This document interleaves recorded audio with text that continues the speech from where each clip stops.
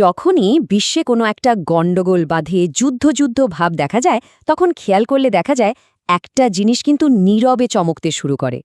ঠিক ধরেছেন, সোনা। ইতিহাস তো এটাই বলে, তাই না? যুদ্ধ মানে অনিশ্চয়তা, আর সেই অনিশ্চয়তার সবচেয়ে বড় ভরসার জায়গা হলো সোনা। তো আজকের এই টালমাটাল পৃথিবীতে যেখানে উত্তেজনা চরমে, চলুন দেখি সোনার ভবিষ্যৎটা আসলে কি। তো আসল প্রশ্নটা হচ্ছে, এই যে চারিদিকে এত টেনশন, এটা যদি সত্যি সত্যি একটা বড়সড় যুদ্ধের দিকে চলে যায়, তাহলে কি সোনার দাম আগের সব রেকর্ড ভেঙে দেবে? একটা নতুন ইতিহাস তৈরি হবে? চলেন এই ব্যাপারটারই গভীরে গিয়ে একটু বোঝার চেষ্টা করি। সোনার এই যে একটা অদ্ভুত ক্ষমতা, মানে সংকট আসলেই এর দাম বাড়ে, এর পেছনে একটা খুব ইন্টারেস্টিং কনসেপ্ট আছে। অর্থনীতির ভাষায় এটাকে বলে সেফ হেভেন বা নিরাপদ আশ্রয়। চলুন তো আগে এটাই বুঝি যে কেন বিপদের সময় সবাই সোনার দিকেই দৌড়ায়।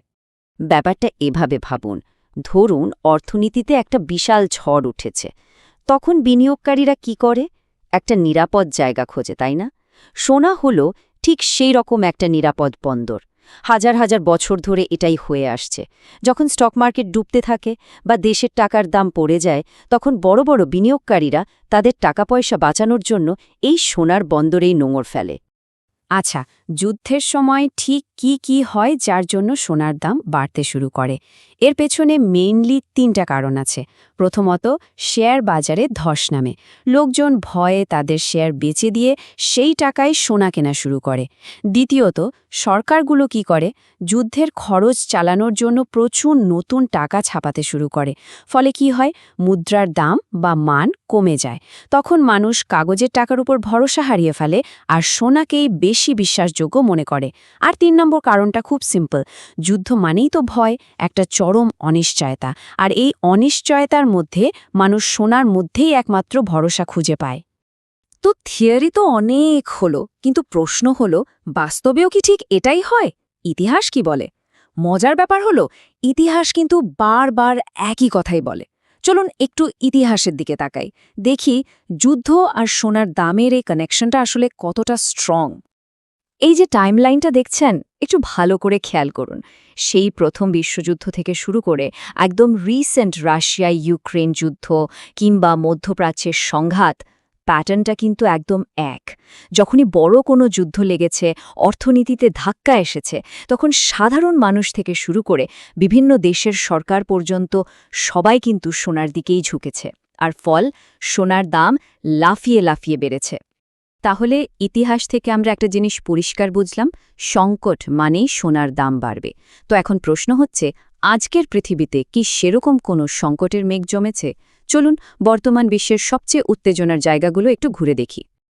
আজকের বিশ্বের অবস্থাটা দেখুন, মনে হচ্ছে যেন পুরো পৃথিবীটাই একটা বারুদের স্তূপের উপর দাঁড়িয়ে আছে। একদিকে ইউরোপে রাশিয়া আর পশ্চিমাদের মধ্যে ঝামেলা লেগেই আছে, অন্যদিকে মধ্যপ্রাচ্য তো রীতিমতো জ্বলছে। আবার এশিয়াতেও চীন তাইওয়ান নিয়ে উত্তেজনা বাড়ছে। এর যে কোনো একটা জায়গা থেকে একটা ছোট্ট স্ফুলিঙ্গ কিন্তু পুরো বিশ্ব অর্থনীতিতে আগুন লাগিয়ে দিতে পারে। আর তখন সেই আগুন থেকে বাঁচতে মানুষ কোথায় যাবে? উত্তরটা কিন্তু আমরা সবাই জানি। ইতিহাস আর বর্তমান পরিস্থিতি দুটো মিলিয়ে যা বোঝা যাচ্ছে, তাতে মনে হচ্ছে সোনার ভবিষ্যৎটা বেশ ভালো। কিন্তু যারা এই বিষয়গুলো নিয়ে গবেষণা করেন, সেই বিশেষজ্ঞরা কি বলছেন? বড় বড় অ্যানালিস্টরা কি ভাবছেন যে সোনা সত্যি সত্যি একটা নতুন রেকর্ড করতে পারে? চলুন তাদের মতামতটা একটু জেনে নিই।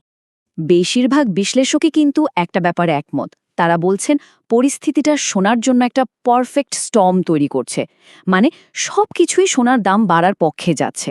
তাদের মতে যদি সত্যি সত্যি একটা বড় যুদ্ধ বা অর্থনৈতিক সংকট চলে আসে, তাহলে সোনার দাম এমন জায়গায় পৌঁছাতে পারে যা এর আগে কেউ কখনো দেখেনি।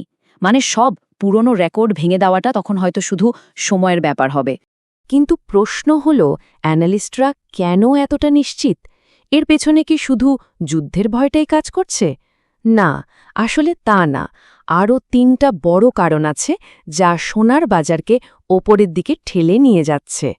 প্রথম কারণটা হল, বিশ্বের বড় বড় দেশের কেন্দ্রীয় ব্যাংকগুলো এখন প্রচুর পরিমাণে সোনা কিনছে, মানে রীতিমতো প্রতিযোগিতা চলছে। দ্বিতীয়ত, দুনিয়া জুড়ে মার্কিন ডলারের উপর নির্ভরতা কমছে। অনেক দেশই এখন ডলারের বদলে তাদের রিজার্ভে সোনা জমা করছে। আর শেষ এবং সবচেয়ে গুরুত্বপূর্ণ কারণ হল এই যে একটা গ্লোবাল অনিশ্চয়তা, এটাই সোনার চাহিদাকে লম্বা সময়ের জন্য বাড়িয়ে দিচ্ছে।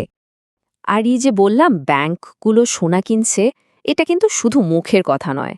এই চারটার দিকে একবার তাকান, পরিষ্কার দেখা যাচ্ছে চীন, রাশিয়া, ভারতের মতো বড় বড় দেশগুলো কি পরিমাণে তাদের সোনার ভাণ্ডার বাড়িয়ে চলেছে। আর এটা কিন্তু শুধু একটা ইনভেস্টমেন্ট না, এর পেছনে একটা বড় জিওপলিটিক্যাল স্ট্র্যাটেজিও কাজ করছে।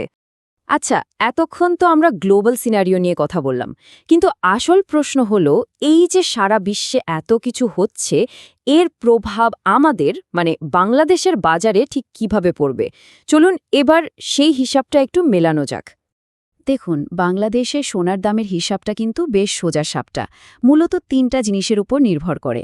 আন্তর্জাতিক বাজারে সোনার দাম কত, ডলারের রেট কি, আর আমদানি করতে কেমন খরচা হচ্ছে। এর যে কোনো একটা বাড়লেই সাথে সাথে আমাদের দেশের বাজারেও দাম বেড়ে যায়। তার মানে বুঝতেই পারছেন, সেই ইউক্রেন বা মধ্যপ্রাচ্যে একটা গুলি চললে তার আঁচটা কিন্তু সরাসরি আমাদের দেশের সোনার দোকানে এসে লাগে। তাহলে পুরো আলোচনা থেকে আমরা কি বুঝলাম? সারমর্মটা কিন্তু একটাই।